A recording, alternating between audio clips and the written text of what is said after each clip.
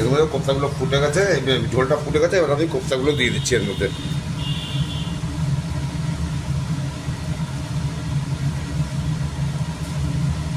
এটা বেশি করে ফুটাবো না, অল্প একটু ফুটিয়ে আমি নামিয়ে দেবো জিনিসটা।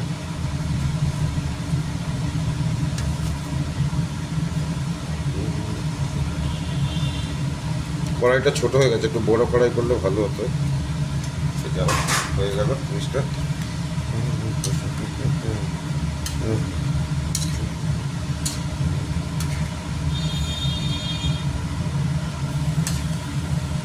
কত সুন্দর দেখতে জিনিসটা, খেতেও অত্যন্ত সুস্বাদু, খুব ভালো গন্ধ বেরিয়েছে।